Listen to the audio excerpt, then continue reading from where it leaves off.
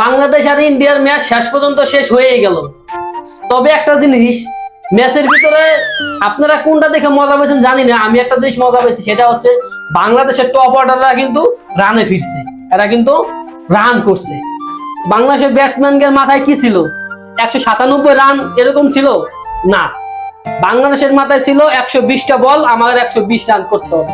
এর থেকে যদি বেশি রান হয় তাহলে তো আলহামদুলিল্লাহ, কিন্তু আমরা কোনোভাবেই 120 রানের বেশি নিব না, তারপরও অনেক বেশি হয়েছে। তো সেক্ষেত্রে বাংলাদেশ টিমের জন্য শুভকামনা রইল। আমরা আশা করি আগামী ম্যাচে কোনোভাবেই জানি 120 রানের বেশি না হয়, সেদিক জানি অবশ্যই ব্যাটসম্যানরা খেয়াল রাখে, বিশেষ করে টপ অর্ডাররা। কারণ বাংলাদেশের টপ অর্ডাররা যদি আজকে রান, তাকে প্রশংসা না করলেই নয়। বাংলাদেশের ম্যাচটার একেবারে বাঁশ দিয়ে, একেবারে আইকালা বাঁশ দিয়ে থয়ে গেছে ব্যাটসম্যানরা, টপ অর্ডাররা। আরে ভাই, তোরা এত ভালো ব্যাটসম্যান, এত ভালো ব্যাট করতেছিস, তোরা বলের থেকে রানটা কেন বেশি নিতে পারোস না? বুমরা যখন দেখি ওভার আসলো, দ্বিতীয় ওভারে ইসি রে, লিটন কুমার দাস সিঙ্গেল একটা নিয়ে পলায়।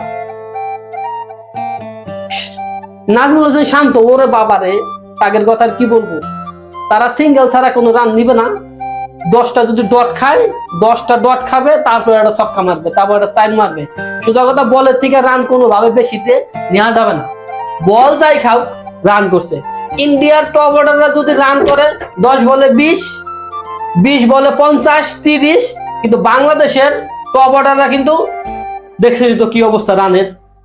লিটন কুমার দাস 10 বলে 13, তানজিদ তামিম কি আর বলবো, সেটা তো জানেনই আপনারা, দেখছেন তো কি অবস্থা।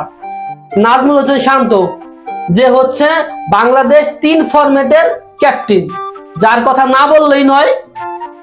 এই যে টপ অর্ডাররা যে রান করছে, একের বদৌলতে আমরা 140 প্লাস রান করতে পারছি। যদি এই টপ অর্ডাররা যদি এত ভালো না খেলতো, এত রান না নিতে পারতো, তাহলে কিন্তু কোনোভাবেই কিন্তু 140 রান, মানে 140 প্লাস রান আমরা করতে পারতাম, কোনোভাবেই সম্ভব ছিল না। তবে অন্যান্য দলের টপ অর্ডার আর বাংলাদেশের টপ অর্ডারের ভিতরে কিন্তু পার্থক্য আছে।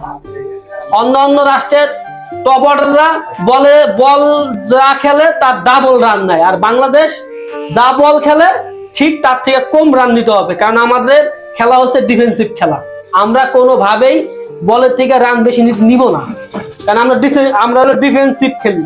আমাকে সবসময় খেলা হলো ডিফেন্সিভ, আমরা আউট হবো না, আমরা শুধু বল খাবো আর বলে রান নিব। রান যাই হোক, আমাদের যে ম্যাচটা যে জিততে হবে ইন্ডিয়ার সাথে বা অন্য কোনো দলের সাথে যে ম্যাচ জিততে হবে, এইটা বড় বিষয় না। বড় বিষয় হচ্ছে আমরা বল খেলবো প্লাস রান যাই হোক, দলের অবস্থা যাই হোক, তাতে কোনো সমস্যা নাই।